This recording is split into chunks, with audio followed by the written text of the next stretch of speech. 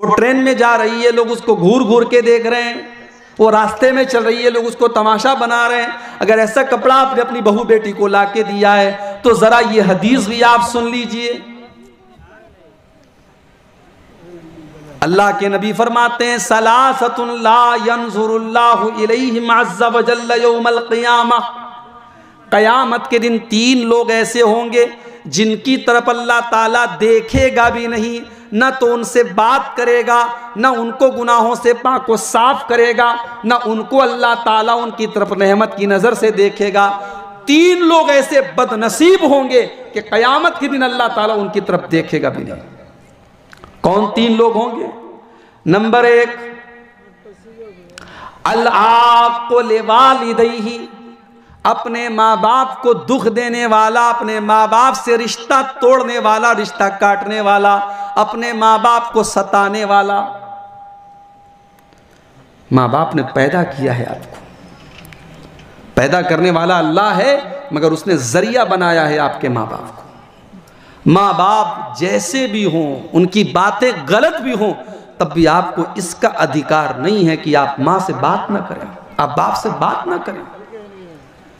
हमने इसी इलाके में और इसी समाज में हमने देखा, लड़के ने पैसा कमा लिया, बाप से बात नहीं कर रहा है, माँ से बात नहीं कर रहा है। तुम दुनिया की नजर में बहुत बड़े पैसे वाले बन जाओ, इज्जत वाले बन जाओ, समाज में मकाम पा जाओ, लेकिन अगर तुमने अपने माँ बाप को नाराज किया है, तुमने अगर अपने माँ बाप से रिश्ते को काटा है और रिश्ते को तोड़ा है, तो याद रखो कल क़यामत के दिन अल्लाह ताला तुम्हारी तरफ देखेगा भी नहीं, बात भी नहीं करेगा। अल्लाह को लिवालिदैहि, अपने माँ बाप को सताने वाला, माँ बाप को दुख देने वाला। नंबर 2, वल मरअतुल मुतरज्जिला, ऐसी औरत जो मर्दों के जैसी चाल ढाल अपनाए, टी शर्ट और पैंट पहन करके चले, टॉप और स्कर्ट पहन करके चले, मर्दों के जैसा कपड़ा पहन करके चले, मर्दों के जैसा छोटा छोटा बाल रखे, मर्दों की तरह बात करे, मर्दों की नकल करने वाली और मर्दों की चाल ढाल अपनाने वाली औरत। और तीसरा आदमी अद्दयूस, बेगैरत मर्द, जो अपनी बहू बेटी को ऐसे कपड़े ला करके देता है, वो बेगैरत है, वो दयूस है। और ऐसे दयूस की तरफ भी अल्लाह ताला कल क़यामत के दिन नहीं देखेगा। बेगैरत मत बनो मेरे भाइयों, दयूस मत बनो, हया वाले बनो, गैरतमंद बनो और अपनी बच्चियों को हयादार बनो।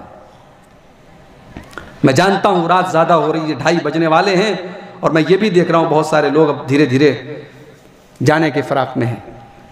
2-4 बातें, आखिरी बातें बयान करके बात खत्म करता हूं। बेटी की परवरिश बड़ा मुश्किल काम है मेरे भाई, मगर ये मत भूलिए हमारे नबी ने 4-4 बेटियों को पाला है।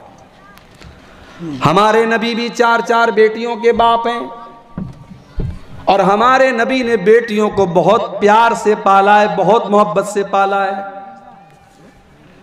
मैं यहां पर एक बात आपसे यह भी कहना चाहूंगा, अपनी बेटियों को प्यार दो मेरे भाइयों। कभी कभी ऐसा भी होता है कि बेटियों को घर में प्यार नहीं मिलता है, न माँ उनसे प्यार से बात करती है, न बाप उनसे प्यार से बात करता है। जब घर में उनको प्यार नहीं मिलता है तो मोबाइल पर कोई छोटा सा आई लव यू बोल दे, आई मिस यू बोल दे, तभी वो लड़की पिघल जाती है। जब घर से मोहब्बत नहीं मिलती है तो बाहर से कोई भी मोहब्बत का दावा करे, लड़की फौरन एक्सेप्ट कर लेती है। अपनी बेटियों को प्यार दो, अपनी बेटियों को मोहब्बत दो, अपनी बेटियों को रिस्पेक्ट दो। हमने इसी समाज में ऐसी भी लड़कियों को देखा है, बाप उनसे जिंदगी बर्बाद नहीं करता है। बाप का ये कहना है कि मेरे बच्चे मुझसे डरते हैं, मैं घर में जाता हूं तो मेरी बेटियों की मजाल नहीं है, मेरी बेटियां मुझसे बात नहीं करती हैं। मेरे प्यारे भाई, ये किसका तरीका है? ये कम से कम इस्लाम का तरीका तो नहीं है, ये जनाब मुहम्मदुर रसूलुल्लाह सल्लल्लाहु अलैहि वसल्लम का तरीका तो नहीं है। मेरे नबी तो अपनी बेटियों से बहुत प्यार करते थे, बहुत मोहब्बत करते थे। अल्लाह के रसूल की 4 बेटियां थीं, सबसे बड़ी बेटी का नाम ज़ैनब था। ज़ैनब की शादी आपने कराई अबुल आस से। जब शादी हुई थी तो अबुल आस मुसलमान नहीं थे और अभी अल्लाह के नबी भी नबी नहीं थे। नबी होने के पहले शादी हुई थी अबुल आस से। जब इस्लाम की पहली लड़ाई होती है ग़ज़वा बद्र की लड़ाई में मुसलमानों के खिलाफ लड़ने वालों में नबी का ये दामाद अबुल आस भी आता है, जो अभी मुसलमान नहीं हुआ है। अपनी कौम के दबाव में, प्रेशर में अबुल आस भी इस लड़ाई के मैदान में आते हैं। और जब जंग खत्म हो जाती है और गिरफ्तार होने वाले कैदियों को जब पकड़ करके लाया जाता है, उन कैदियों में नबी अकरम के ये दामाद अबुल आस भी गिरफ्तार होकर के आते हैं।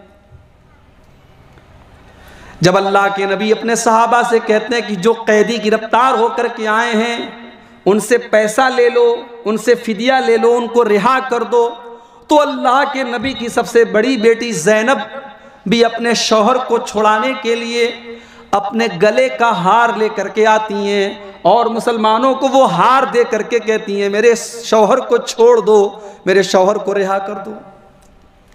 जब अल्लाह के रसूल के सामने आपकी बेटी का वो हार लाया जाता है, अल्लाह के नबी अपनी बेटी के हार को पहचानते थे। ये हार अल्लाह के नबी की पहली बीवी हजरत खदीजा ने अपनी बेटी ज़ैनब को उनकी शादी के मौके पर दिया था। अल्लाह के नबी अपनी बेटी के हार को देखते हैं, नबी अकरम की आंखों से आंसू बहने लगते हैं, नबी अकरम ज़ारो कतार रोने लगते हैं और अपने साहबा से कहते हैं, ओ मुसलमानों, अगर हो सके तो ज़ैनब का हार उसको वापस कर दो, ये मेरी बीवी खदीजा की यादगार है, ये मेरी बीवी खदीजा ने अपनी बेटी की शादी के मौके पर दिया था। मुसलमानों ने वो हार वापस कर दिया। अल्लाह के नबी अपनी बेटियों से इतना प्यार करते थे मेरे भाई। ग़ज़वा बद्र का मौका था, सारे सहाबा इस लड़ाई में जाने के लिए बेताब बने हुए थे। नबी की बेटी रुक़ैया की तबीयत खराब है।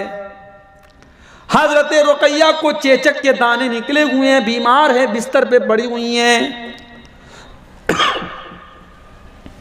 उनके शौहर हजरत उस्मान गनी अल्लाह के नबी के पास आते हैं, अय अल्लाह के नबी, इस्लाम की पहली लड़ाई होने वाली है और मेरी बीवी बीमार है, मैं क्या करूं?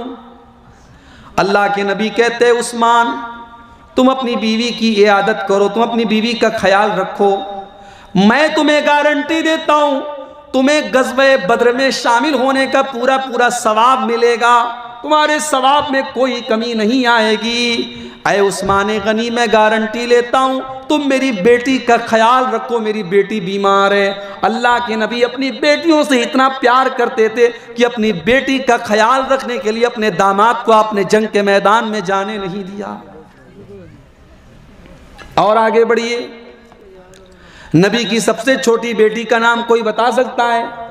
सबसे छोटी बेटी का नाम फातिमा है। अल्लाह के नबी ने अपनी सबसे छोटी बेटी फातिमा की शादी हजरत अली से की। अल्लाह के नबी अपनी सबसे छोटी बेटी से बहुत प्यार करते थे, बहुत लाड प्यार करते थे।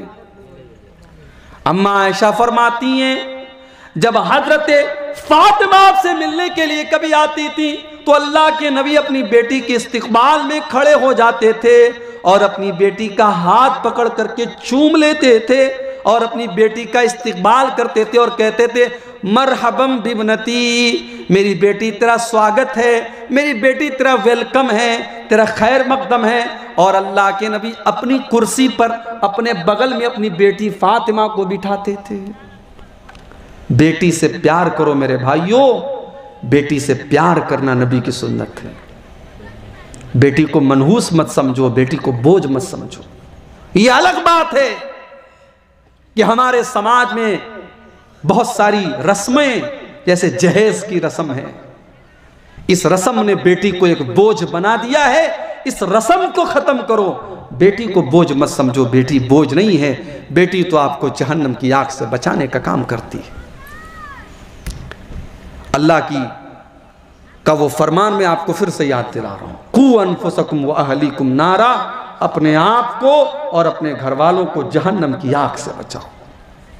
अपनी बेटियों को हयादार बनाओ, जैसे हजरत शुएब ने अपनी बेटियों को हयादार बनाया था। और यही वाकया मैं सुना करके बात ख़त्म करता हूँ, क्योंकि हमारे बंगला के जो वक्ता हैं हज़रत अली साहब वो तशरीफ़ ला चुके हैं। ये आखिरी बात मैं बयान कर रहा हूँ आपके सामने। हज़रत शुएब मदियन में रहते थे, उनकी 2 बेटियां थी। शुएब बीमार थे, बूढ़े थे, घर में बकरियां थीं, बकरियों को पानी पिलाने का मसला था, बकरियों को चारा खिलाने का मसला था, सारा काम उनकी बेटियां करती थी। एक दिन हजरत शुएब की दोनों बेटियां अपनी बकरियों को लेकर के गांव के कुएं पर पानी पिलाने के लिए जाती हैं।